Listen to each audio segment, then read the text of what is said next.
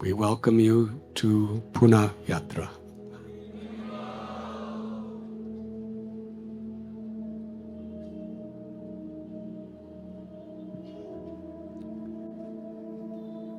With the exception of 1 year that we missed, we have come to this house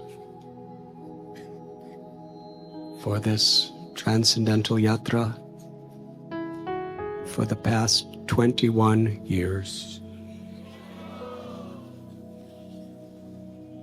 So we are now about to inaugurate the 20th Pune Yatra.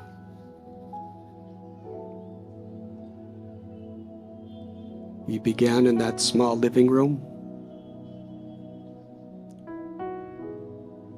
All the devotees fit very comfortably. For the first 2 or 3 years, we had Maha Kirtans, lectures, bhajans. We began to expand in size and started having it in the patio. We thought it was really becoming very crowded. And this year, we're expecting approximately 3,000 devotees.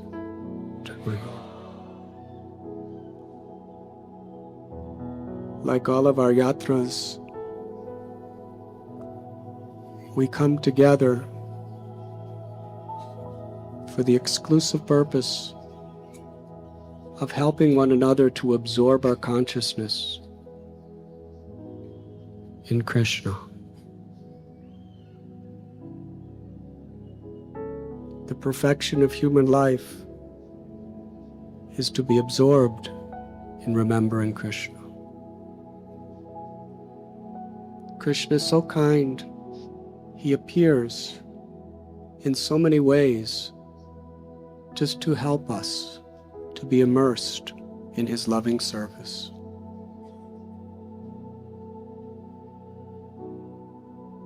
The basic foundation of our spiritual lives is hearing and chanting the glories of the Lord in the association of devotees. Without a strong foundation in this way, all of our other activities will be vulnerable to the destructive influence of Maya.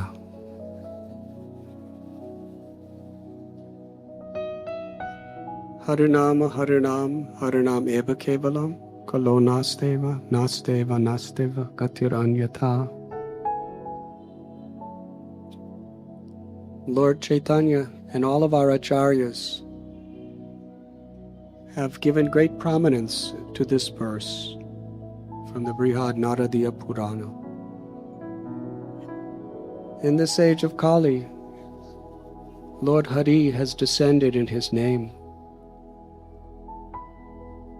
Most merciful, most accessible. Kali Kale Namarupe Krishna Avatar. And the most power manifests through the name of the Lord. In fact, in this age of Kali, to achieve the ultimate perfection of love of God, there is no other way except the chanting of God's names. There are 9 processes of devotional service, which Prahlad Maharaj has expounded in Srimad Bhagavatam. When Lord Chaitanya was asked by Sarvabhauma Bhattacharya, of the 9 processes, which is most potent and important? Lord Chaitanya replied, Kirtanam, the chanting of the holy names. When our beloved Guru Maharaj, A.C. Bhaktivedanta Swami Prabhupada, instructed us to chant at least 16 rounds of the Hare Krishna mantra every day in order to qualify ourselves for initiation. He was not taxing us with a burden in our lives. Rather, he was giving importance where importance is due in our lives. Whatever else we do in our daily activities, it will have such greater and deeper spiritual substance, such a greater capacity to please Krishna, if we're chanting the holy names and absorbing ourselves in that process.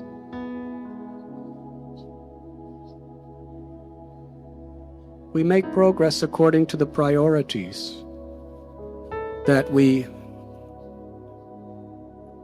put into our lives.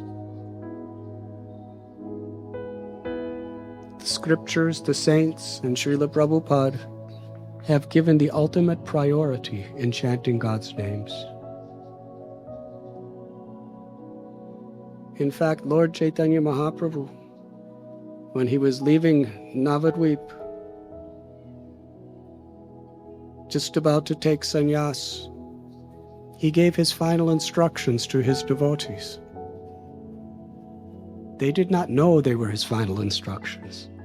Only a few of them understood that he would leave that very night for Katha.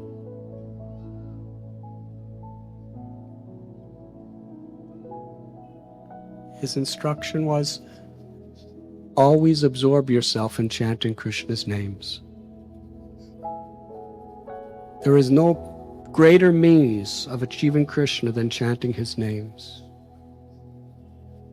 Never neglect to chant Krishna's names. Whether you're eating or sleeping or working or playing or any other activity you're doing, along with it, chant the name of Krishna.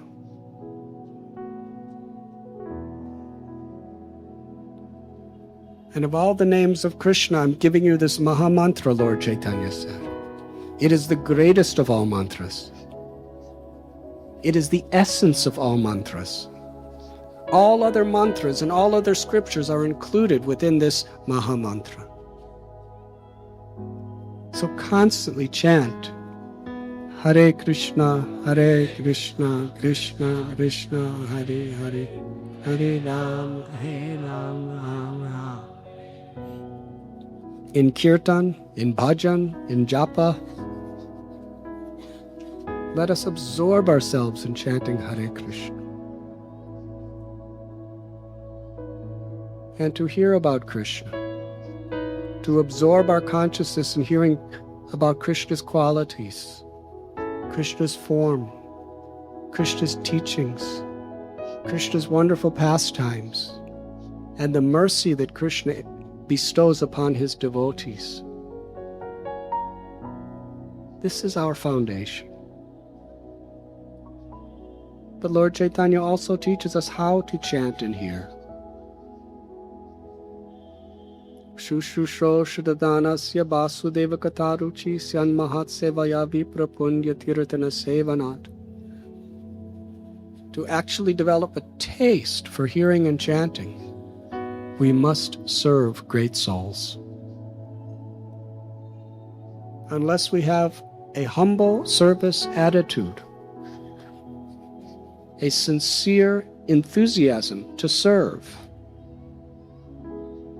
even hearing and chanting will not really fructify in the desired goal.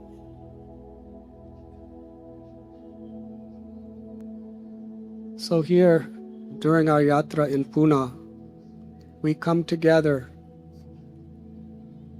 to leave behind our social, occupational, and domestic distractions for 3.5 days, so that we are with devotees. In fact,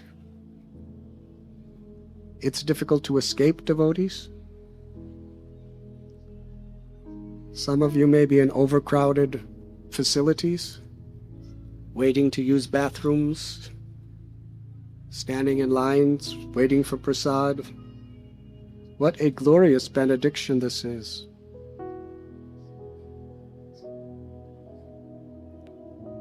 To have the association of devotees is such a rare opulence, such a blessing of God. Some people I know are in distant places, longing and crying for the association of even one devotee. And here, we are in such opulence, such immense, lavish wealth, that there are so many devotees. We're being pushed by them and stepped on by them, and we have to wait for them. It is wonderful. If you see it from that perspective, you'll be in bliss. If you see it from a material perspective, why is he taking so long? Why is she taking so long? Why so many people? There's hardly any air to breathe. If you see it from that perspective, you miss the blessing. But here we all under one tent, breathing the same air. And when kirtan starts, then we'll understand how many devotees are actually here. But it is a blessing. In the association of so many wonderful devotees, we have come to really, really intensely purify our consciousness through hearing and chanting. And with the divine energy that we absorb,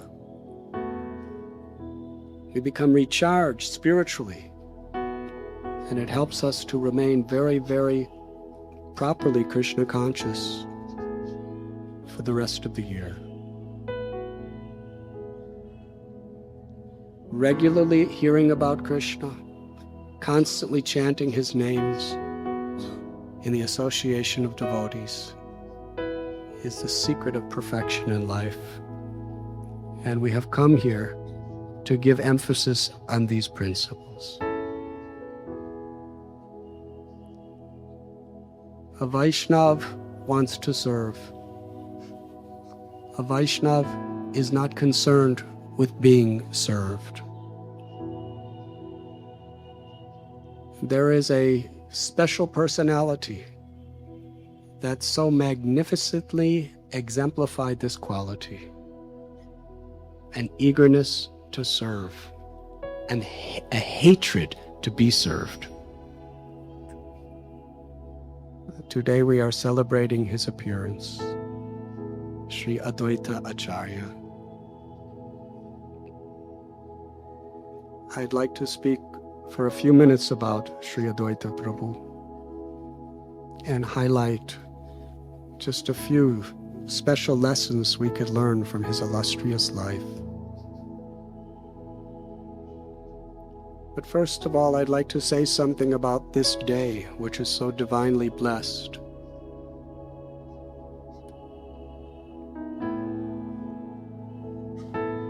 Exactly 1 year ago, our very beloved devotee Stoka Krishna Prabhu passed from this world. And his mother, father, brother, sister, and other relatives are here today. We are very honored and grateful that they have come. Stoka Krishna Prabhu was a simple boy. He came to Krishna consciousness right from his college. He heard a lecture and came to the temple and never turned back. Very humble and very, very eager to serve. Content with the simplest, most menial services.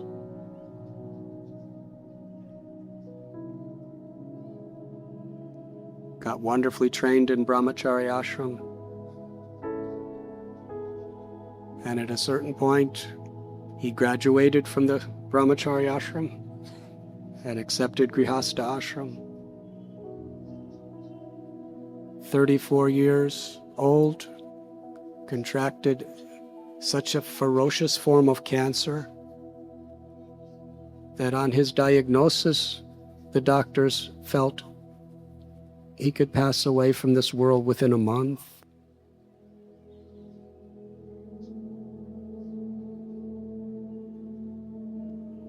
Maharaj Parikshit only had 7 days.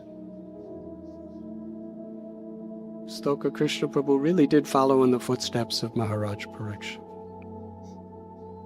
He was grateful for all the blessings Krishna gave him.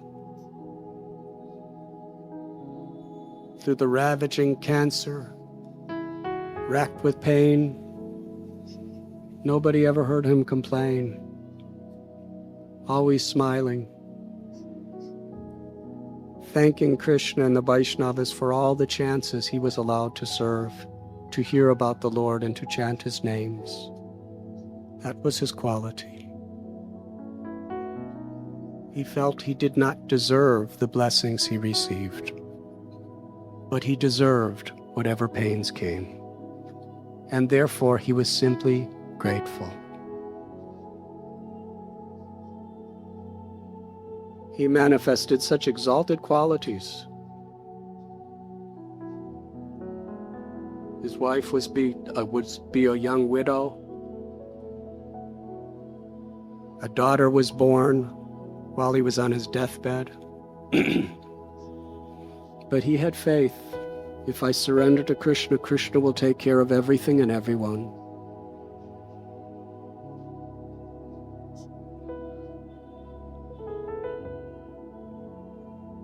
It was on this day of the appearance of Śrī Advaita Prabhu that Stoka Krishna Prabhu, surrounded by many devotees loudly chanting the holy names, with the Mahaprasad of many of the holiest places of Vrindavan covering his body, Krishna took his soul to their lotus feet.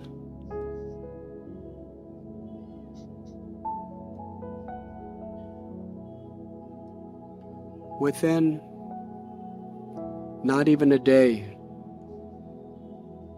Jananivas Prabhu and Pankajangari Prabhu came to our temple. Jananivas Prabhu cited a Gaudiya Vaishnav understanding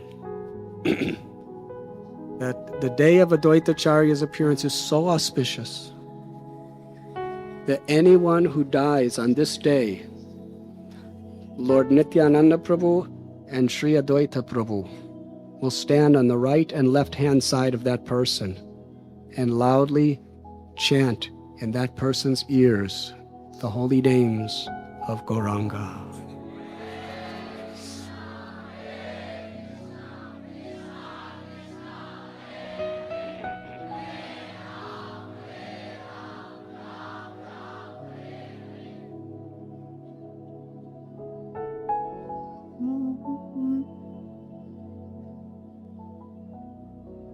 With his passing, many hundreds, even thousands of people all over the world began to understand the wonderful qualities of this devotee and the great lesson that he taught us. Today, on the first anniversary of Stoka Krishna Prabhu's disappearance, another one of our devotees disappeared from this world. A very beloved member of Radha Gopinath Temple, Radha Shakti Devi Mataji, the mother of Sham Charan Prabhu.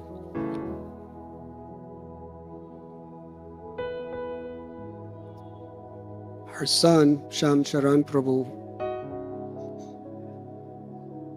was working as a faculty member of IIT.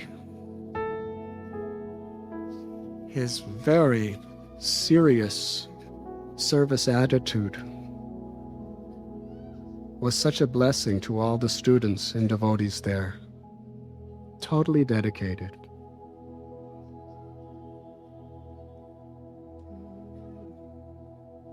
He was, year after year after year, one of the intimate servitors who made our IIT preaching powerful. First Devamrit Prabhu was there, then Radhe Shyam Prabhu was there, and for many years Gaurāṅga Prabhu. He was always there assisting.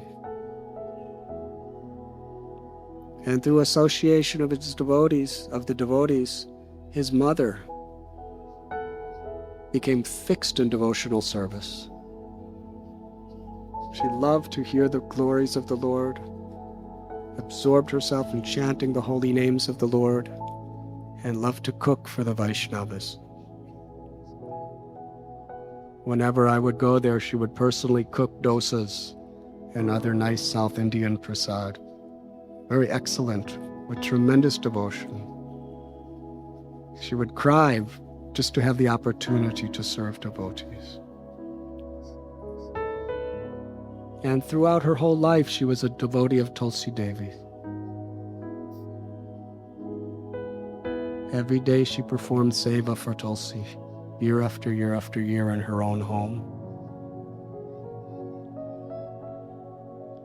She contracted cancer, and just a little over a week ago, I personally went there just to offer my sincerest gratitude and love to her for who she is and the amazing example she set. And it was like meeting such a saintly person, such natural flow of spontaneous devotion she had. Just folding her hands, only begging for one thing, for love for Radha and Krishna. She wanted nothing else. She was praying, let Krishna take me now. Let Krishna take me now. Let Radharani take me now. I have nothing but them. I only want their love. I only want their mercy. I only want their blessings, and that of the Vaishnavas. Anybody who was around her those last weeks knows that was her only desire in life. Nadanam na janam na sundarim kavitam vajagadisha kamaye mama janmani janmanishwari bhavatad bhaktirohaita kitvai. Lord Chaitanya taught us it's wonderful to see someone. All they want, there's nothing left except the blessings of Krishna and the devotees, and the love of Radharani and Krishna. An eternal service to Tulsi Devi. That's all she wanted. It was interesting because the day I was going to see her that morning, a devotee came from Vrindavan and brought me beautiful garlands and tulsi leaves and chandan from the lotus feet of Radha Shyam Sundar and Radha Raman, water from Jamuna and Radha Kund, and also a beautiful necklace that was the Mahaprasad of Srimati Radharani. Which is interesting because the day Stoka Krishna Prabhu left also, Essay and Soul came from Vrindavan with all remnants of the holy places, the holy waters, the holy deities, and the Brijabasis, Madan Mohan Brijabasi,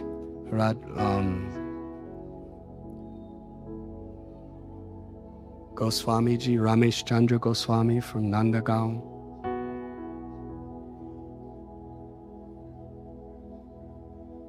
So when I went to her, we sprinkled the tulsi and the chandan on her head and in her mouth, with Ganges water and Jamuna water and Radha Kund water. And then we put around her neck this wonderful necklace of Srimati Radharani. Very special Mahaprasad. And she was so grateful to receive it. And she wore it for the rest of her days. Today I found out that the last time she was in Vrindavan, she's not a rich lady, but she took most of her jewelry and she offered it to Radharani in Krishna Balaram temple. She offered her jewelry to Radharani in Krishna Balaram temple. And Radharani sent her jewelry, Mahaprasad, back to her to be wearing for her last days in this world.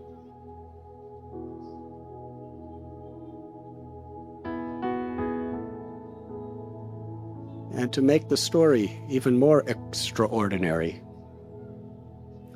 Jananivas Prabhu and Pankajangari Prabhu are coming tomorrow. Just like with Stoka Krishna Prabhu. The two of them just came the next day right after she. So today at about 9:30 in the morning, with her son, relatives, devotees, performing Nam Sankirtan, chanting the holy names around her, her soul was taken to the lotus feet of Śrī Radha Gopinath.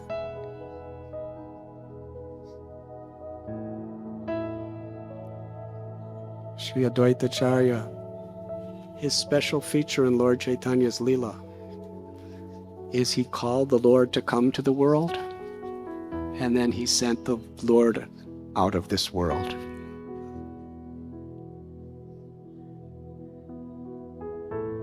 Most special day. Let us all offer our sincere gratitude to Srimati Radha Shakti Devi and pray to Shri Gaurāṅga, Śrī Advaita Āchārya Prabhu, Śrī Radha Gopinath and all of our Acharyas to bestow their intimate blessings upon her.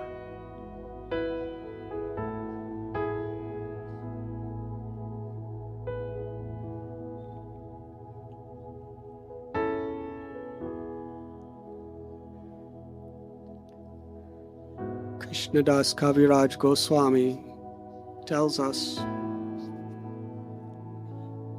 that before Lord Chaitanya came to this world, he set the stage for his pastimes by sending many of his eternal associates and his own expansions.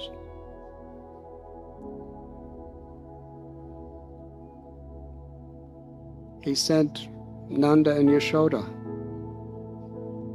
who appeared as Jagannath Mishra and Sachi Devi. He sent Vrishabhanu Maharaj, who appeared as Pundarik Vidyanidhi. He sent Lord Brahma in the form of Srila Haridas Thakur. He sent Narad Muni and Parvat Muni as Srivas Pandit and Ramai Pandit.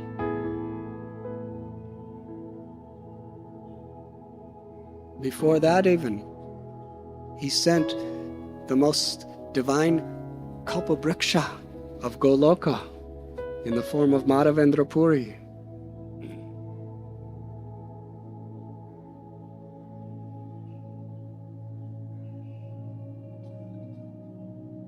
And he sent Advaita Prabhu. Advaita Āchārya is simultaneously the incarnation of Sadashiva, the original Shiva in the spiritual world, and Karunodakshayi or Mahavishnu, the first Purusha avatar, the father of all living beings and the cause of all causes.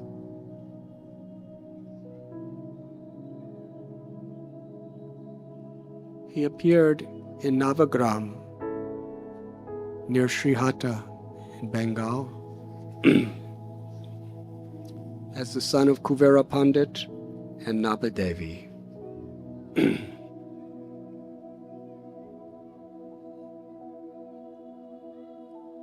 When he was young, his parents shifted to Shantipur.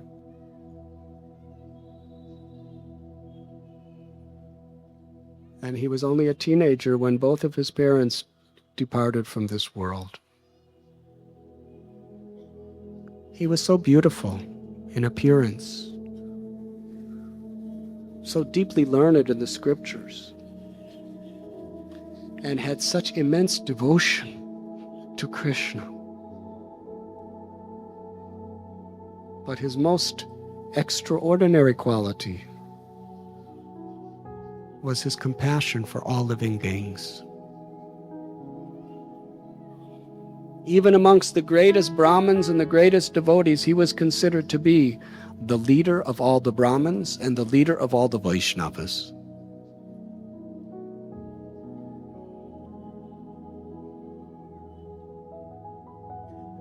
While living in Shantipur,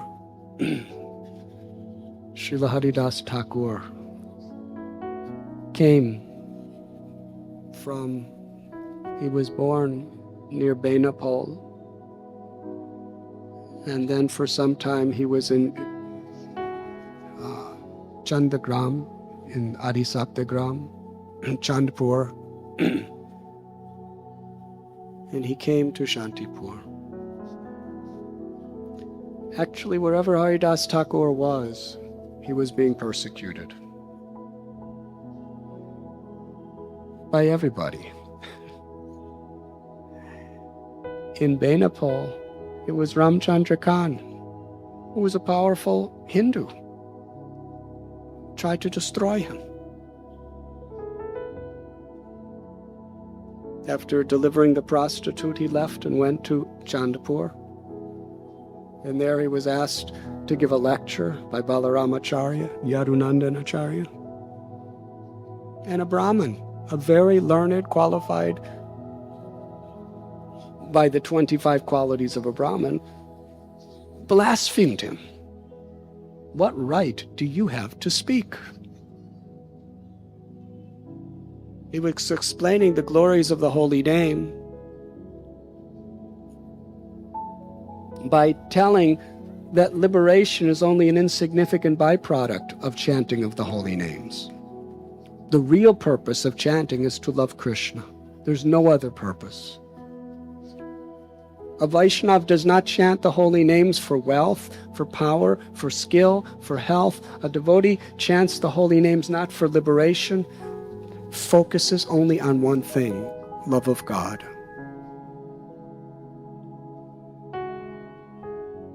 Now this Brahmin, who was an impersonalist, could not tolerate.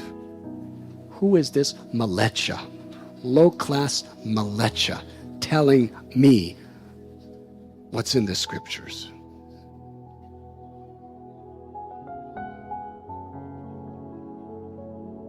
He cursed Haridas. If what you're saying is true,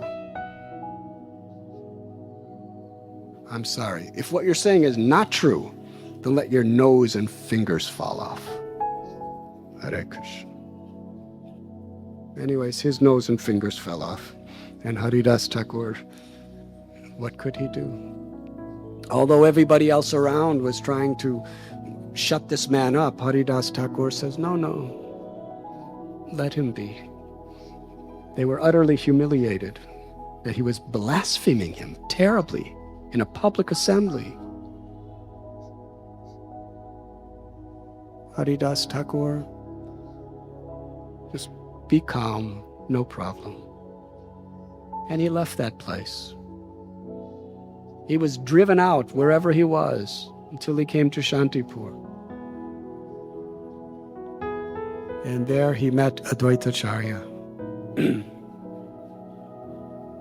Advaita Prabhu was so happy to see such a pure Vaishnav. He embraced him as a dearmost best friend.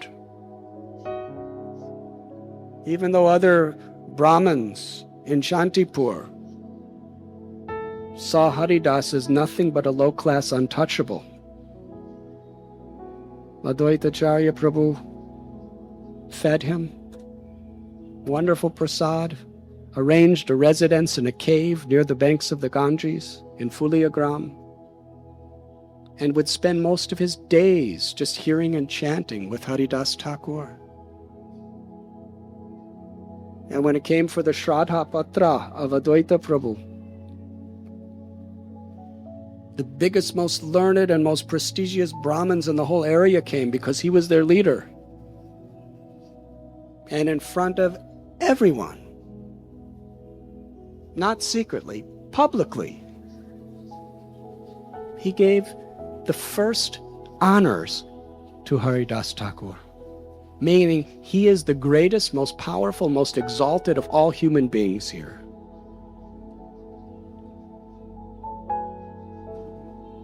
We're listening, but to be in that assembly, that was a powerful, bold statement. We cannot even imagine. At that time, with that climate,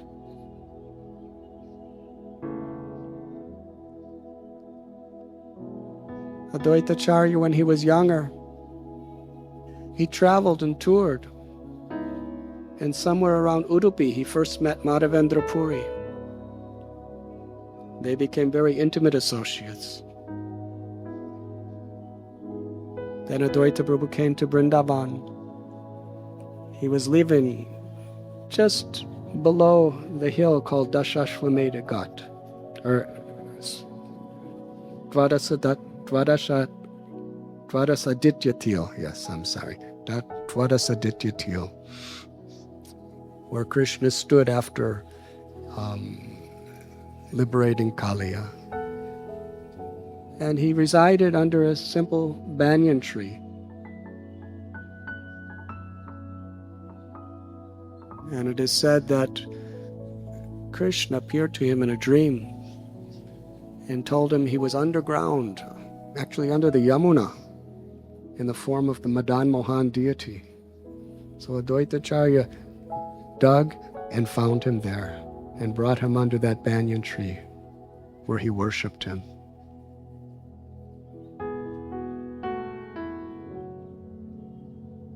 Madhavendra Puri came to Vrindavan. And again, he had satsang with his guru.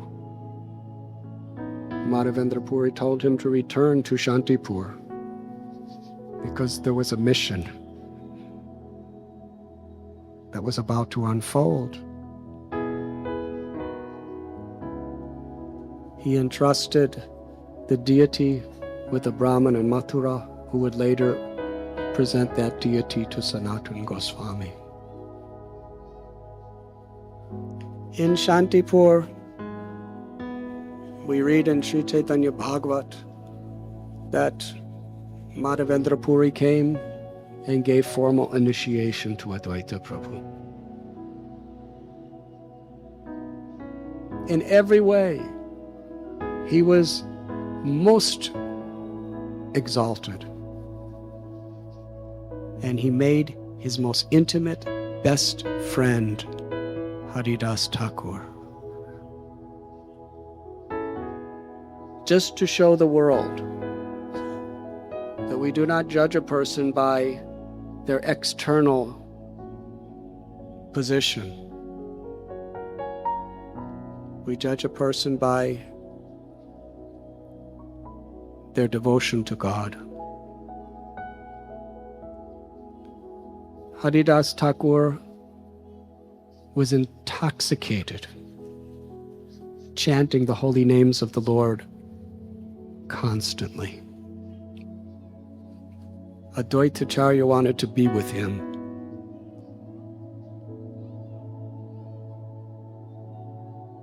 And even during that time, The Qazi hated Haridas, arrested him, brought him to the king, the governor. He was sentenced to die. He was beaten in 22 marketplaces. At other times, Brahmins would challenge Haridas. Why are you chanting loudly? It's an offense to God. Haridas Thakur quoted from so many scriptures to show how the loud chanting of the holy names is the most powerful way of purification. But because it came from his mouth, they said, this is the age of Kali. The scriptures, what they prophesize is true, that low-class untouchables are going to contaminate the world by speaking from the scriptures. This is how Haridas was treated, even in Fuliagram. Beaten, sentenced to death, blasphemed, misunderstood,